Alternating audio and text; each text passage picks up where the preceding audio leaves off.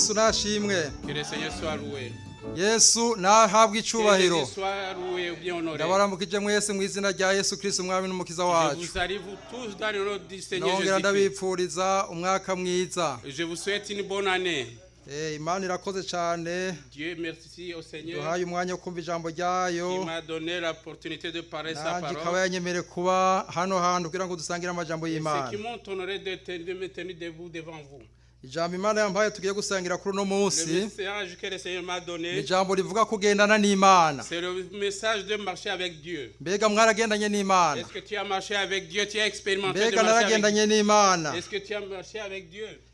Dawidi yaravuze ngo iyaba uhoraho atari mu ruhande rwanje, David a dit, si le Seigneur n'aurait pas été de mon côté, atari mu ruhande rwacu twese, s'il n'aurait pas été de notre côté, nous tous, ngo hamwe abantu baduhagurukira quand les gens voulaient nous chercher, baba batuyongobeje nous tukibona. aurions été disparus. Yesu nahabwe icubahiro. Amen.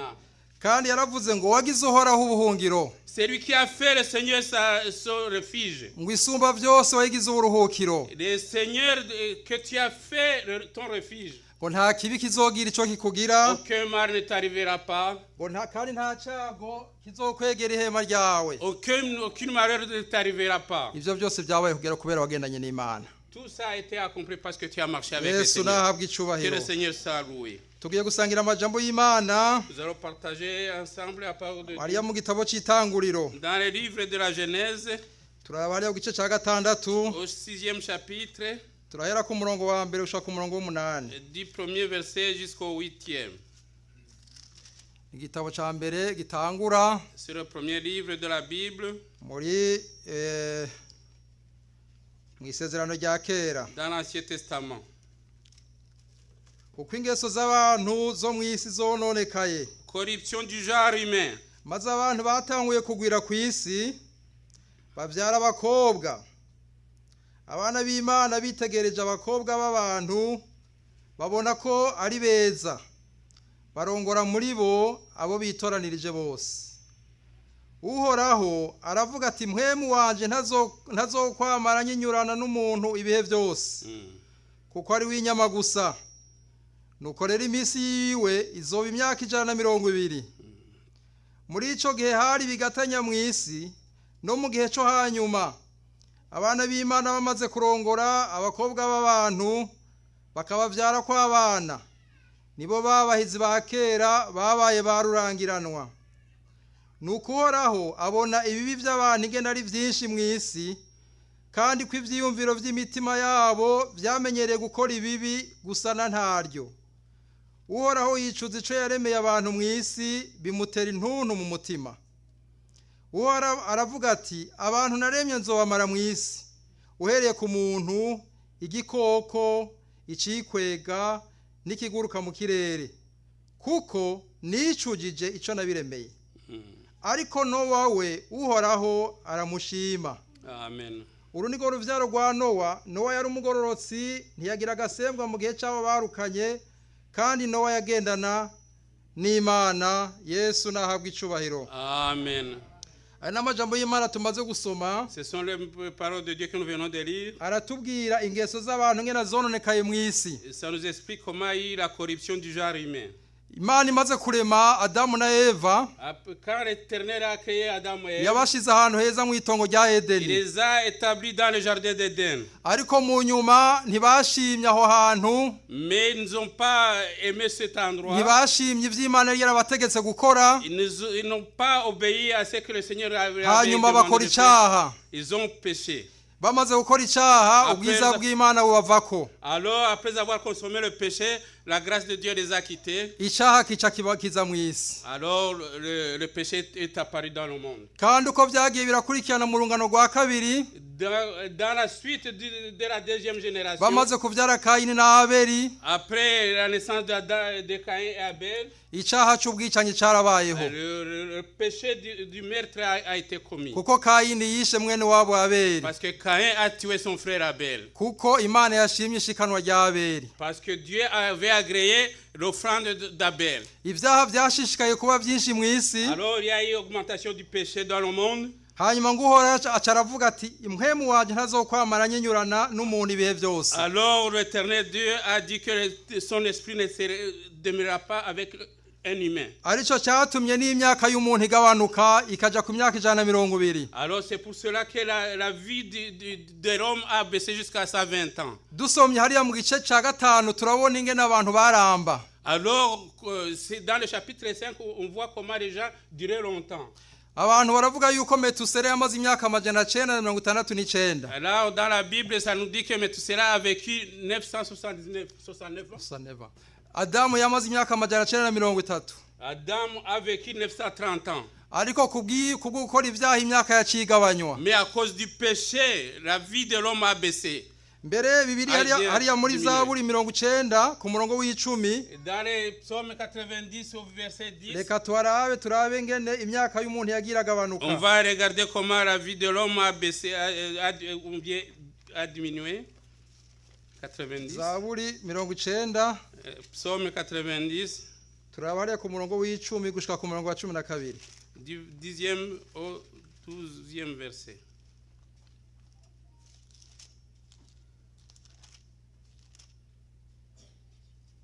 Bavuga ngo iminsi y'imyaka yacu ni imyaka ingahe?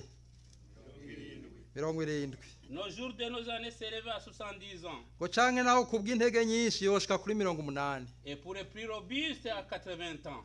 Mwibaze namwe muri iki gihe espérance de vie umuntu afise. Alors pensez-vous, imaginez-vous pour actuellement l'espérance de vie de l'homme. Imyaka 70 sinibaza ko ari imyaka myinshi cyane. 70 ans c'est pas nombreux. Kumbura ari abantu bamaze no kwishikana.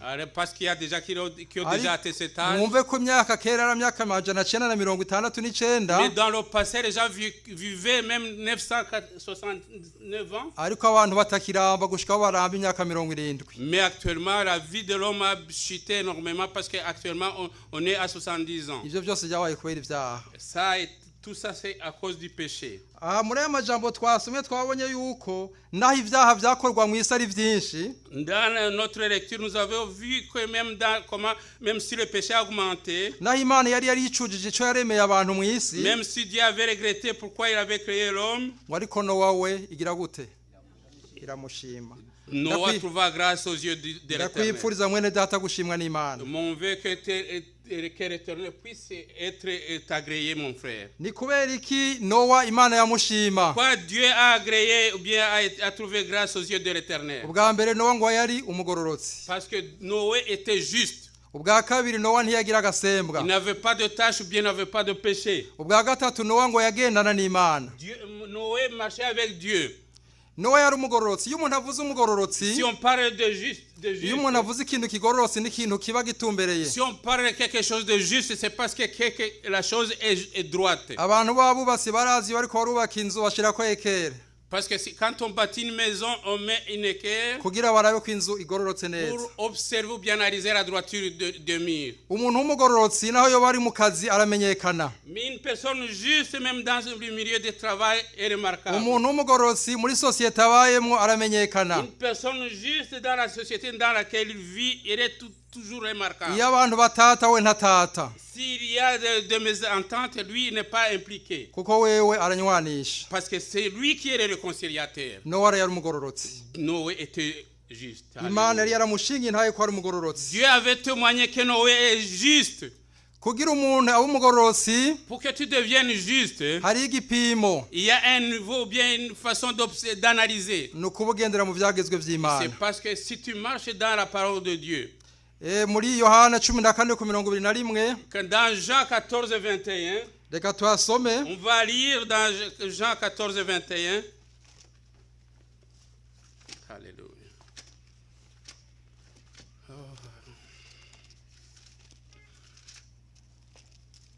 Yohana 14:21.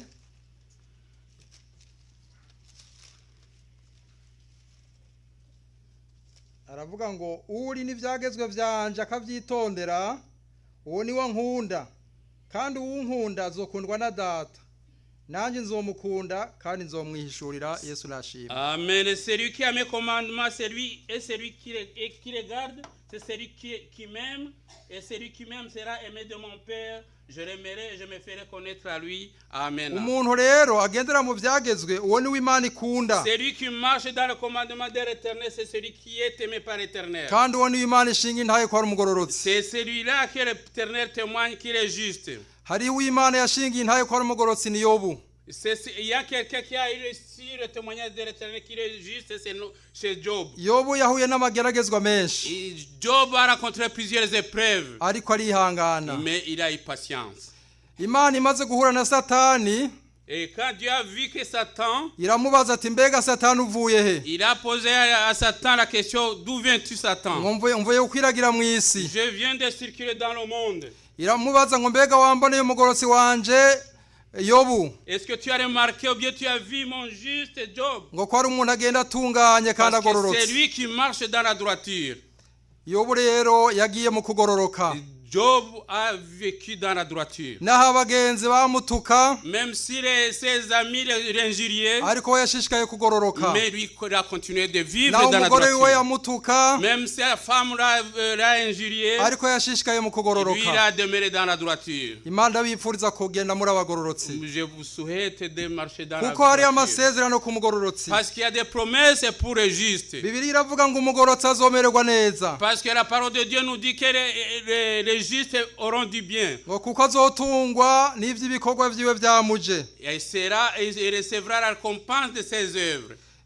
Dawidi yaranditse ariya mu gitabo ca 35 muri Psaume muri Zaburi. Dans le psaume 35 David a écrit. Aravuga ngo uhereye nkiri muto none ndashaje. Il a écrit que depuis sa jeunesse, depuis ma jeunesse maintenant je suis devenu. Nigeze mbona umugororotsi yahebwe. Je n'ai jamais vécu que le juste est abandonné. Ngo canke uruvyaro rwiwe rusegereza ivyo kurya. Ou bien sa progéniture dans la quémence. Kandi aravuga ngo amarushwa y'umugororotsi ni menshi. La plupart des fois le problème bien la souffrance du juste est souvent fréquent. Ngo ari kuhoraho ayamukiza yose. Mais Dieu l'épargne de tout. Yesu nashimwe. Amina. Ayo n'amasezerano y'umugororotsi. Ça ce sont des promesses pour les justes. Noa Bibiliya iravuga kandi ko atagira agasembwa. Alors la parole de Dieu dit que Noé n'avait pas de tâche. Muri kino gihe hari ibintu bigenda vyinshi vyanduza abantu b'Imana. Alors il y a plusieurs choses qui causent des tâches sur la vie humaine. Umuntu arashobora kuba ari mu bikorwa vy'Imana afise agasembwa. Quelqu'un peut servir l'Éternel alors qu'il a des tâches dans sa vie. Umuntu arashobora kuba aririmbira Imana afise agasembwa. Bien être chanteur de l'Éternel alors que tu as des problèmes quelconques. Agasembwa ni kabi imbere y'Imana bene data. Alors des tâches ne sont pas agréables devant l'Éternel. Iyo umuntu yambaye ikoti kaja ko agasembwa. Si vous portez une veste alors qu'il y a une tache dessus. Aciye bose bagenda bamuraba. Alors c'est toujours remarquable facilement. Iyo utabibonye ubakamara amazi imbere y'abandi. Alors si tu ne l'as pas pu le remarquer, ça devient quelque chose qui n'est pas agréable. Ariko iyo uyibonye urihutira kugira ushobore kwikurako. Mais si tu constates que tu as une tache, tu essaies de la lever. Bwa gatatu jambo ry'Imana tugiye ko Nowa yagendana n'Imana. Troisièmement, la Bible nous dit que Noé marchait avec l'Éternel. Iri jambo kugendana n'Imana hari ijambo kugenda. Marcher avec Dieu, il y a la parole de marcher. Hariho ingenzi. Il y a un pèlerin. Kandi turumva mu rugendo. Il y a un voyage dans l'expression. Umuntu ashobora kugenda wenyene. Quelqu'un peut marcher seul. Canke agendana n'abandi. Ou bien marcher dans un groupe. Iyo umuntu agiye wenyene, si tu marches seul, ashobora guhura n'ibibazo. Il peut rencontrer des difficultés. Iyo umuntu agiye wenyene ashobora kugira irungu mu rugendo. Tu peux avoir la solitude dans le voyage. Iyo umuntu agiye wenyene ashobora guhura n'abasuma. Tu peux rencontrer des voleurs. Iyo umuntu agiye wenyene ashobora guhura n'abicanyi. Bien des meurtriers. Ariko iyo umuntu agendanye n'abandi, mais si tu marches dans un groupe avec des gens, bamumara irungu. Il épargne de la solitude. Urugendo rukaba rugufi. Alors le voyage bien la distance est abrégée. Kandi yahuye n'ikibazo araronka ikimutabara.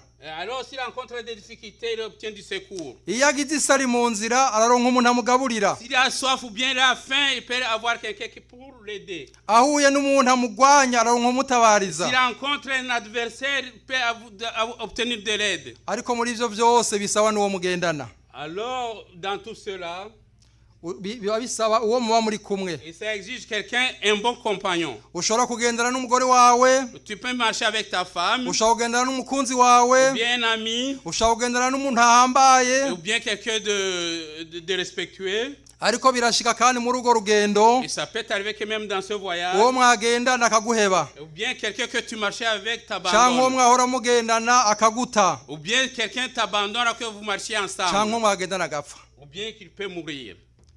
Ariko umuntu agendana n'Imana. Même marcher avec l'Éternel. Imana ntizokwigera imuta. Dieu ne l'abandonnera jamais. Imana ntizokwigera imuheba. Dieu ne l'abandonnera point. Imana ntizokwigera imuhemukira. Dieu ne pourra plus l'abandonner. Amen. Alléluia. Yesu nahabwa icubahiro. Que Dieu soit honoré. Nowa yagendanye n'Imana. Noé marchait avec l'Éternel. Uru rugendo rero tugenda n'urugendo ruja mu ijuru. Notre pèlerinage céleste. N'urugendo rushobora guca mu misozi. Tu peux passer à travers les montagnes. Kandi misozi kenshi iragora kuduga. Alors c'est difficile de monter sur les montagnes. Ushobora kuba umusozi ugoye cyane kuduga. Tu peux rencontrer une montagne difficile à monter. Kandi uwo musozi ugeze hagati urumva kurushe. Au milieu de la montagne tu peux sentir la fatigue. Ushobora kuba ari urugendo ruca hamanuka. Tu peux peut-être ça peut arriver que c'est un voyage qui descend. Kandi rushobora kuba urugendo ruca hashashe. Ou bien une route plate. Ariko izo ngendo zose zibamwe ibibazo. Tous ces systèmes de voyage ou bien ces différentes façons de voyager, il y a toujours des difficultés. Mu rugendo umuntu ashobora guca mu mabuye. Tu peux passer dans les cailloux. Rukaba urugendo rw'amabuye. Dans la route où il y a beaucoup de pierres. Kandi urugendo rw'amabuye umuntu arashobora gutsitara. Tu peux te retrouver sur des pierres. Mu rugendo rw'amabuye umuntu arashobora gukomereka. Là où il y a beaucoup de pierres, tu peux te blesser. Kandi iyo umuntu akomeretse akabandanya urugendo yarakomeretse. Alors si tu as été blessé, c'est difficile de continuer le voyage avec une blessure. Muri iki gihe hari abantu benshi bakomerekeye mu rugendo. Alors il y a la plupart des gens qui ont été blessés pendant le voyage. Ariko Yesu ari hano kugira ashobore kubasomora. Mais aujourd'hui Jésus-Christ est là pour vous. Yesu nashimwe cyane. Amen. Urugendo rushobora kuba urugendo rw'amahwa. Il peut t'arriver que ce soit un voyage où il y a beaucoup d'épines. Umuntu agahandwa n'ihwa. Tu peux être piqué par une épine. Kandi iryo yari gucumise rirababaza. Si tu as été piqué, ça fait mal. Birasaba yuko ugihandura. Il faut l'enlever. Abajene bakiri bato ngene bazi kwihandura. Les jeunes ne savent pas ces problèmes parce qu'ils n'ont pas fait. Iyo ryagucumise nturihandure urababara cyane. Piqué, c'est difficile et ça fait mal. Ariko iyo urikuye urumva ko urumva komerewe neza. Enlever ou bien l'ôter, ça fait te sens soulagé. Urugendo ruja mu ijuru rero rimwe amahwa menshi. Il y a dans le voyage, dans le pèlerinage, il y a beaucoup d'épines. Kandi muri kino gihe hari abantu benshi bagendana amahwa. Il y a des gens qui marchent avec des épines. Hari umuntu agenda mu bikorwa by'Imana yaragize amahwa. Il y a des gens qui marchent qui servent avec des épines. Agenda afise amahwa muri we. Ils ont des épines dans leur corps. Kandi byaramunaniye ko yoshobora kuyihandura. Alors qu'il lui a été difficile de les ôter sur son corps. Yesu adufashe cyane. Que Jésus nous aide. Urugendo ashobora kuba urugendo rurimo ivyondo. Et c'est peut arriver que ça soit une marche où il y a de la boue. Iyo umuntu aciye mu vyondo rero birashobora kumwanduza. Si tu passes dans la boue, ça peut vous entacher. Iyo vyondo bigiye ku mpuzi ikandura ntushobora kubandanya utayikuye. Et ça peut porter des taches sur vos habits. Iki gihe hari abantu usanga basenga Imana baramaze kwandura. Alors il y a des gens qui servent le Seigneur alors que leurs habits sont attachés. Abantu bakavuga ubutumwa baranduye. Ils prêchent avec des taches. Abantu bakaririmba ni baranduye. Qu'ils chantent avec des taches dans leur vie. Imana idufashe cyane. Que Dieu nous aide. Urugendo rushobora guca no mu mazi. Et tu peux traverser à travers de l'eau. Kandi iyo umuntu aciye mu mazi arakenera ikiraro. Alors si tu traverses de l'eau, il nécessite un pont. Iyo umuntu aciye mu mazi arashobora gukenera ubwato. Tu peux avoir besoin d'un bateau bien d'un navire. Kandi iyo upfuye kuyacamwo utazi profondeur yayo. Si tu traverses de l'eau sans savoir sa profondeur, ushobora kuyagwamwo. Tu peux te noyer. Kuko muri kino gihe hari abantu bamaze guhitanwa n'amazi. Alors il y a plusieurs gens qui ont été noyés par de l'eau. Imana idufashe cyane. Que Dieu nous aide. Urugendo rushobora kurugendo ruca mu ishayo. Et c'est peut arriver que ça soit de marécage. De marécage. Ishobora kuba ahantu hari ishayo. Et c'est pas ça peut arriver que ce soit un voyage avec marécage. Kandi iyo umuntu acenga aho agerageza kurondera ahantu humye kugira ngo ashobore kwaca. Alors si passes dans un endroit marécageux, tu cherches un endroit plus sec. Muri urwo rugendo ruja mu ijuru rero hari igihe umuntu aca hano mu ishayo. Alors si tu dans notre pèlerinage, il peut t'arriver que tu traverses un endroit marécageux. Kandi hari abantu benshi bamaze gushaya. Alors il y a des gens qui ont été déjà engloutis. Kandi hari abantu bagerageze kugira ngo bave muri iyo shayo. Il y a des gens qui ont cherché de quitter dans le marécage. Batabaje abashayura. Ils ont cherché de l'aide. Ariko bakomeje kubatsindagira. Mais au lieu de les aider, ils ont enfoncé. Yesu nadufashe cyane. Que Dieu nous aide. Urugendo rushobora kubamo barrière. Dans le voyage, tu peux te heurter aux barrières. Barrière ni kintu gishobora kugutangira. Alors la barrière c'est quelque chose qui peut t'empêcher de traverser ou bien de continuer. Hanyuma iyo umaze gutangirwa rero inkomezi zirahera. Alors si tu as été barré, ta force diminue. Umuntu agaca atangura kwihebura. Alors tu commences à perdre espoir. Ivyo yari yaramaze guplanifier byose bikagwa mu mazi. Tout ce que tu as planifié ça tombe dans l'eau. Kuko imbere yiwe hari barrière. Parce qu'il y a des barrières devant vous. Ariko Imana yacu. Mais notre Dieu. Imana itanga inkomezi. C'est le Dieu qui nous fortifie. Ni Imana itanga inkomezi aho umuntu yabuze inkomezi. Alors c'est le Dieu qui fortifie là où tu as été affaibli. Reka dusome hariya muri Zaburi 84. On va lire dans le psaume 84. Alléluia. 84 Zaburi. Psaume 84. Turahera ku murongo wa 6 gushaka ku murongo wa 8. Du verset 6 au 8e. Haravuga ngo iyo baciye mu mwonga witwa marira bawuhindura ahantu h'amariba. Mbere imvura y'agatasi iwambika umugisha. Bagenda bunguka inkomezi umuntu wese muri bo aseruka imbere y'Imana Isiyoni. Reka tugume tugarukize ngaho. On va s'arrêter là-bas. Nukuvuga yuko iyo umuntu ahuye na barrière. Si tu rencontres, tu te heurtes aux barrières. Hariho Imana ishobora kugutabara. Il y a un Dieu qui peut te secourir. Ijambo ry'Imana rivuze ngo iyo baciye mu mwonga witwa marira. Et si vous traversez dans la vallée de Baka. Iyo uri kumwe n'Imana. Si vous êtes avec l'Éternel. Imana ikiwuhindura ahantu h'amariba. Il a transformé un lieu plein de sources. Ngo mbere imvura y'agatasi. Et la pluie. Ikiwambika umugisha. Ça couvre aussi des bénédictions. Yesu nashimwe. Amen. Reka turabare kuri Yesaya 40. On va lire dans les psaumes Isaïe 40. Yesaya 40. Isaïe 40.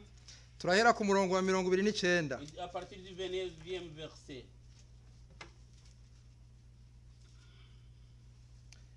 Dusoma aravuga ngo niwe aha inkomezi abadendebukiwe kandi utagira intege amwongeramo inkomezi. Il donne de la force à celui qui est fatigué, il augmente la vigueur de celui qui tombe en défaillance. Imisore yona dendebukirwa. Les adolescents se fatiguent et se lassent. Ikaruha. Et se lassent. N'imisore kibangutse yo kwica kwigatemba. Et les jeunes hommes chancellent mais ariko abiteze uhoraho mais c'est ceux qui se confient à bazokwama biyubura mu nkomezisha renouveler leur force bazodugisha amababa nk'inkona ils prennent le vol comme les aigles biruke ntibaruhe ils courent et ne se lassent point bagende ntibadendebuke ils marchent et ne se fatiguent point. Yesu nashimwe cyane. Yesu nahabwa Que icubahiro. le Seigneur soit loué. Isaya 45 ku murongo wa 2. Dans 45 verset 2, Isaïe 45 verset 2, haravuga ngo ntizoja imbere yawe kandi hari udusozi nzohasena nzomenagura inzugi z'imiringa nzovunagura ibihindizo vy'ivyuma. je marcherai devant toi, j'applanirai les chemins montueux, je romprai les portes d'airain et je briserai les verrous de fer. Amen. Amen. Yesu nashimwe cyane. Amen. Murabona yuko kugendana n'Imana nivyikimazi bene data. Vous voyez bien, vous remarquez que marcher avec l'Éternel c'est quelque chose d'important. Iyo umuntu agiye wenyine ahura n'ibibazo. Si tu marches seul, tu rencontreras des difficultés sans doute. Nico gituma bisaba ko umuntu agendana n'Imana. C'est pour cela il est demandé de marcher avec l'Éternel. Sinzi ngenda wagendanye n'Imana kuva mu kwezi kwa mbere. Je ne sais pas comment tu as vécu, tu as marché avec l'Éternel depuis le mois. Ndazi ko ibibazo mutabuze guhura navyo. Je sais que tu as rencontré plusieurs problèmes. None muri ivyo bibazo mbega wavyifashemwo gute? Mais tu t'es comporté comment dans ces épreuves? Yesu nadufashe cyane. Que Dieu nous aide et que le Seigneur nous aide. Hari wundi muntu bibiri tubwire agendanye n'Imana. Il y a une autre personne que la Bible nous parle qui a marché avec Dieu. N'umuntu yitwa Enoke. Et c'est Enoch. nahanye no mu gitabo cy'itanguriro cya gatanu. C'est dans le chapitre 5 de la Genèse. Turahera ku murongo wa 21 gushika ku murongo 23. Du verset 21 jusqu'au 23. Uyu Enoke, cet Enoch, avuka mu ruvyaro rwa Adamu. Et il est de la descendance d'Adam. Adamu yavyaye Seti. Adam a accouché à Seth. Seti avyara Enoshi. Et Seth a eu comme fils Enoch. Enoshi avyara Kenani. Enoch a eu comme garçon Kenan. Kenan avyara Mahaleri. Kenan a eu Mahalel. Mahalel avyara Yeredi. Mahalel a eu Jered. Hama Yeredi avyara Enoki. Et alors Jered a eu fils comme Enoch. Enoki yari sekuruza wa Noa. Alors, Enoch était le grand-père de Noé. Kuko Enoki niwe yavyaye Metusela. Parce que c'est le père de Metusela. Metusela avyara Lameki. Et Metusela a eu comme fils Lameki. Lameki nawe ni se wa Noa. Alors Lameki c'est le père de Noé. Tugiye gusoma rero hariya mu gice cya gatanu ku murongo wa 28 gushika 23. On va lire du 21 au 23. Enoki amaze imyaka 65 avyara Metusela. Enoch, âgé de 65 ans, engendra Metusela. Enoch amaze kuvyara Metusela. Enoch, après la naissance de Metusela, agendana n'Imana. Marcha avec Dieu. Iyindi myaka amajana 300 ans. Ayivyaramwe abahungu n'abakobwa. Il engendra des fils et des filles. Imisi yose Enoki yamaze yabaye imyaka amajana 3. Tous les jours d'Enoch furent de 365 ans. Na 65. 65 ans. Kandi Enoki, alors en plus Enoch yagendana n'Imana, marcha avec Dieu. Araheze ntiyabakiboneka kuko puis il ne fut plus Imana yamujanye. Parce que Dieu le prit. Yesu nashimwe. Amen. Turabonye yuko uyu Enoke ngo yagendanye n'Imana imyaka amajana 3. Nous avons vu que Enoch a marché avec Dieu 300 ans. Uyu munsi sinzi imyaka umaze ubatijwe. Je sais pas combien d'années que sinzi imyaka umaze ugendana n'Imana. Ou bien combien d'années que tu marches avec l'Éternel. Ariko mwibuka imyaka yagendanye Enoke imyaka amajana 3. Mais souvenez-vous que Enoch a marché avec l'Éternel 300 ans. Kandi Enoke yarutse mu gihe kigoye. Enoch a vécu dans des moments difficiles. Enoke yari umuhanuzi. C'était un prophète. Yari umuntu agororotse imbere y'Imana. C'était un homme juste devant l'Éternel. Yari yarahanuye aravuga ingene abamarayika bazoza baje gutikiza isi kubera ivyaha. Il avait prophétisé comment les anges viendront pour anéantir le monde à cause du péché. Turayibona hariya mu gitabo ca Yuda. On le verra dans le livre de Jude dans le Nouveau Testament. Yuda gice ca mbere ku murongo wa 14. Dans le livre dans l'épître de Jude et premier verset, ce chapitre c'est un seul chapitre. Yuda ni gitabo kimwe. C'est un seul chapitre.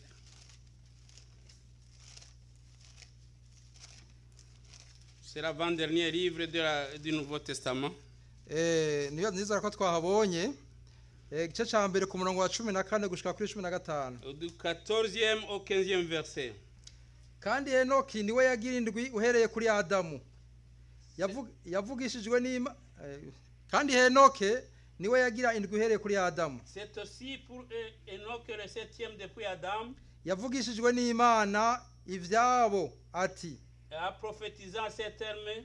Uhoraho yazananye n'isinzi ry'abera biwe. Voici le Seigneur est venu avec des saintes myriades. Kugira ngo acire bose imanza. Pour exercer un jugement contre tous. No kwemeza abatubaha Imana bose. Et pour faire rendre compte à tous les impies. Ko batsinzwe ku bikorwa byose. Parmi eux de tous les actes d'impiété qu'ils ont commis. Vyo kutubaha Imana bakoze. Et de toutes les paroles injurieuses qu'on proférait contre lui. Batayubaha. Contre lui des pécheurs impies. N'amajambo yose akomeye. Des paroles injurieuses. Abanyabyaha batubaha Imana bavuze bayigwanya. Alors qu'on proférait contre lui des pécheurs impies. Aya nubuhanuzi Enoch yari yarahanuye avuga ibizoba. Ça c'est la prophétie d'Enoch qu'il avait prophétisé que ça allait s'accomplir. Ku bantu banse kumvira Imana. Pour des gens qui n'ont pas choisi d'obéir l'Éternel. Enoch amaze gutanga ubwo buhanuzi. Quand Enoch a prophétisé, abantu barondeye kumwica. Les gens ont voulu le tuer. Imana ikiramutwara. Mais Dieu l'a emporté. Enoch ntigeze aca mu rupfu. Enoch n'a pas Imana yamutwaye adaciye mu rupfu. Dieu l'a pris sans mourir. Turayibona hariya mu gitabo c'Abaheburayo. Nous le voyons dans l'épître aux Hébreux. Igice ca 11. Dans le 11e chapitre. Turahera ku murongo wa 5 gushaka ku murongo wa 6. Du 5e verset jusqu'au 6e. Abaheburayo igice cya 11 des Hébreux aux Hébreux 11 umurongo wa 5 gushika ku murongo wa 6 du 5e au 6e verset. Ukwizera niko kwatumye Henoki ajanwa mu ijuru ngo ntabone urupfu. C'est par la foi qu'Enoch fut enlevé pour qu'il ne vit point la mort kandi ntiyaboneka et qu'il ne parut plus parce que Dieu l'avait enlevé. Kuko yashingiwe intaha atarajanwa. Car avant son enlèvement, il a reçu le témoignage qu'il était agréable à Dieu. Alors, sans la foi, il est impossible de lui être agréable. Car il faut que celui qui s'approche de Dieu croit que Dieu existe. Et qu'il est le rémunérateur de celui qui le cherche. Amen. Après avoir prophétisé, alors il avait prophétisé ce qui allait s'accomplir après. Il avait prophétisé sur la déluge qui allait venir. Il parlait du feu qui allait apparaître au moment de Sodome et Gomorrhe. Parce que les gens péchaient. Parce que les gens n'étaient pas contents ou bien fiers de sa prophétie, cherchaient à les tuer. Mais Dieu l'a pris, il l'a emporté vers le ciel. Que le Seigneur soit loué. On va terminer. Je termine à vous poser la question, mon frère. Peut-être que dans votre voyage, que tu as rencontré plusieurs problèmes, bien difficultés. Bien tu as passé dans l'endroit où il y a beaucoup de pierres. Bien tu t'es dans ton voyage. Tu t'es blessé dans le voyage. Mais il t'a été impossible de vous arrêter. Malgré les blessures, tu as continué le voyage. Tu as continué le voyage céleste même avec ses plaies. Peut-être tu as été blessé par tes frères. Ou bien tes enfants. Peut-être tes collègues. Tout ça tu as marché avec. Mais Dieu n'est pas content ou bien fier de toi. Alors Dieu veut te guérir. Alors Dieu veut que tu apportes tout ce qui t'a blessé pour qu'il puisse te rendre capable de marcher avec lui. Ou bien tu étais blessé, tu es tombé dans ton voyage. Quand on invitait les gens à venir prier, tu étais toujours présent. Mais maintenant tu prends à la légère le moment de prière. Parce que tu as tombé pendant le voyage. Mais Dieu veut qu'aujourd'hui tu t'approches de l'Éternel. Alors Dieu aime les gens qui les cherchent incessamment. Ce sont ceux-là qui peuvent voir l'Éternel.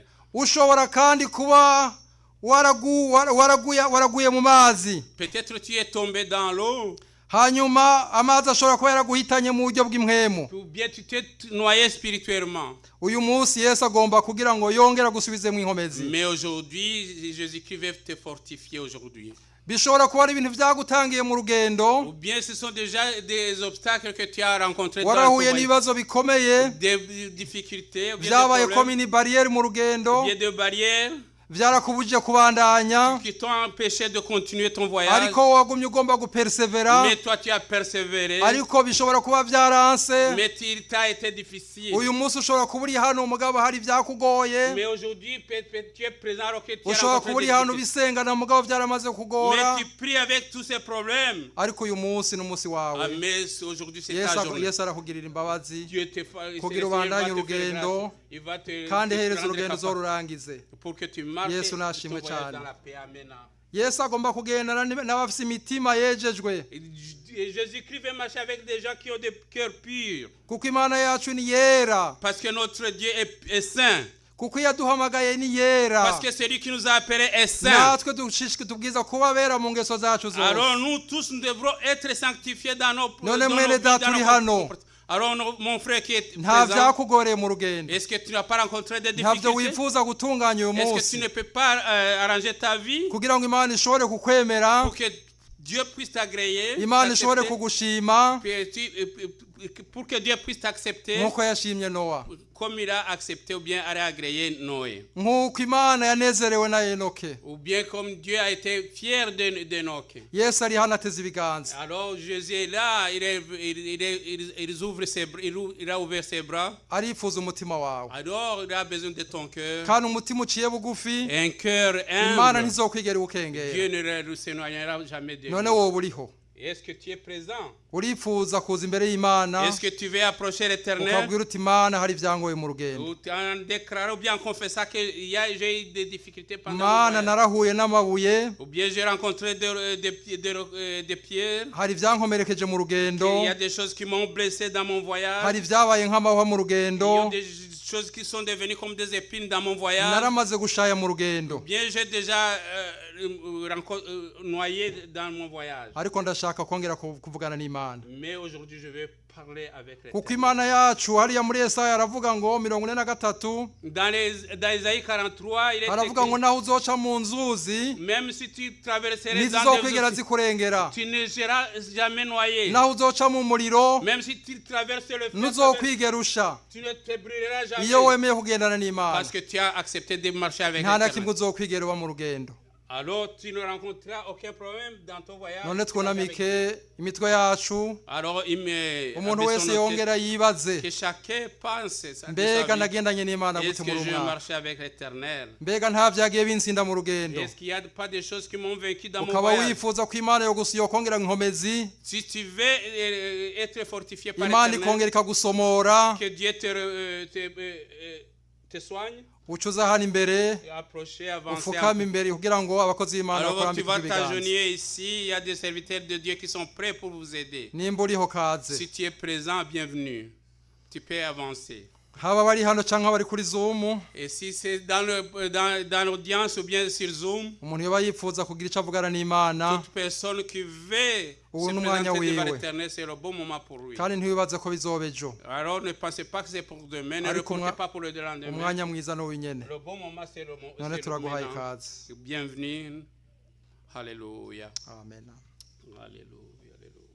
Yego turabona bari kuri Zoom bamaze kumanika, Nous voyons ceux qui ariko sont nawe sur uri Zoom qui hano ont déjà levé les turaguhaye mains. umwanya. Même toi qui es dans l'audience, je vous donne le bon moment. mwenye C'est un bon data moment. umwanya wawe ni uw'inyene, Le bon moment, c'est un bon moment pour toi. nturondere gutunganya ejo kuko umunsi w'ejo Ne ntawuzi. pensez pas pour le lendemain. Pour le lendemain, tu ne sais pas ce qui va se passer. ashaka ijoro sifise À apera. chaque jour suffit sa peine. Alléluia. Amen. Amen. none rero nimba ataba hari naho nyine turasenga Imana, Même s'il n'y a pas quelqu'un, on va prier l'Éternel. ye gusengera bariya bari kuri On Zoom, va prier pour ceux qui sont sur Zoom. n'umuntu wese bakiri ko ariyumvira, Pour toute personne qui est qui est en train de méditer, nabonye mwanya ou bien turiko qui est turasenga indécise. ashobore kuza ahagarara imbere Si tu veux te tenir devant ici, devant l'assemblée, kugira ngo Yesu yongera kongera inkomezi. pour que le Seigneur puisse te fortifier. Reka dusabe hariya mwarimu Terence On va demander l'évangéliste Terence. aze asengera aba bantu. Il va venir prier ou bien intercéder pour ces gens.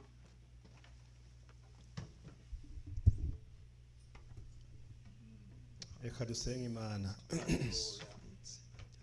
Mana data wa twese uri mu ijuru, mu izina rya Yesu turagushimiye kubwo aya majambo twumvise. Nowa yagendanye nawe, nawe uramushima. Yaragoroka imbere y'Imana, yakora ibitunganye imbere y'Imana, uramushima. Haleluya. Enoki yagendanye n'Imana, igihe kigeze ngo uramujana. Turagushimiye Mana, turagushimiye ko ijambo ryawe rikivugwa kandi abantu bakibwirwa ijambo ry'ubugingo, kugira ngo bumve ko ari byiza kugendana n'Imana, ari byiza gutunganira Imana, ari byiza kugoroka. Haleluya. Yesaya arandika umubwira umugorotsi ko azomererwa neza, ko azotungwa n'iby'ibikorwa byiwe byamuje, kandi yavuze ngo mubwire n'umunyakibi kazomererwa nabi. Ivyo ntaho bihisha. Mana turagushimiye ku ijambo ryawe rikivuga abantu bakiburirwa, bakibwirwa kwihana, bakibarirwa gutunganya ubugingo, bigishoboka, bigikunda. Haleluya! Turagushimiye Mana, turagushimiye, turagushimiye, turagushimiye mu izina rya Yesu Kristo. None abantu bari kuri Zoom bumvise ijambo ryawe, batahise amaboko, bafise ibyabagoye mu rugendo, bafise ingorane bagize mu rugendo, hari ibyo baciye ko bibakomeretsa, bifuje gutunganya ubugingo bwabo. Turabasengeye mu izina rya Yesu ngo amaraso y'umwagazi w'intama w'Imana yeze atunganye, akureho ibyaha mu mitima y'abantu, akureho ubugarariji mu izina rya Yesu. Abantu ntibagirirwe neza n'Imana, abantu ntibagenderwe n'ijuru. Iyo bari hariya kuru basange ubera hose icyarimwe mu izina rya Yesu. Kandi Imana yo mu ijuru tugisenga, turasenga imitima iraha yiteze kuzokumva inzamba y'Imana. Iyi mitima iraha yiteze inzamba y'akabanga, ngushishikare kuyihishurira mu izina rya Yesu. Turasengeye n'uyu muntu bitakunze kwava mu nzu, amaraso ya Yesu afise ububasha bwo kugera hariya kure agasanga iyo abantu babohewe mu mazu, umwasi yagiriye nabi, umwasi yatsindagiye mu buriri. Turabasengeye mu izina rya Yesu ngo ubasange, umuntu wese ahari umusange. Imbabazi z'Imana zibasange, imbabazi z'Imana zisuye imitima yapfuye. Haleluya, haleluya, haleluya, haleluya. Abantu bamenye kuri hafi kuza gutora umugeni. Mu izina rya Yesu Kristo, ugendagende muri ariya mazu. Turagutumye Mana, wowe ushika kure, ugendagendera mu ishengero, ukora ibitangaza. Iri jambo Mana umuntu yaryumvise akananaza umutima, akaneneza nk'uko byageze mu gihe cya Nowa, ngo yaravuze ijambo ry'Imana abantu bakabifata ibisanzwe. Ariko igihe cyarageze, umwuzure uraza, abantu bagira ibibazo bikomeye, kandi baraburiwe, baraburiwe, baraburiwe. N'uyu munsi abantu bariko baraburirwa, bariko baraburirwa, bariko baraburirwa, abantu bariko baraburirwa.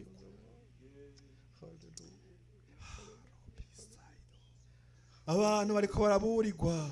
Iri jambo rigenda na buri muntu wese agenda rijanye, yifuze kugoroka, yifuze gutunganira Imana, yifuze kumera ukugomba. Ijambo ryawe n'ububasha, ijambo ryawe rirakomeye, ijambo ryawe riravura, ijambo ryawe rirazura. Iri jambo nirigendane n'aba bantu mu izina rya Yesu. Kandi turagushimiye, turagushimiye ku byo ukoze mu iri shengero.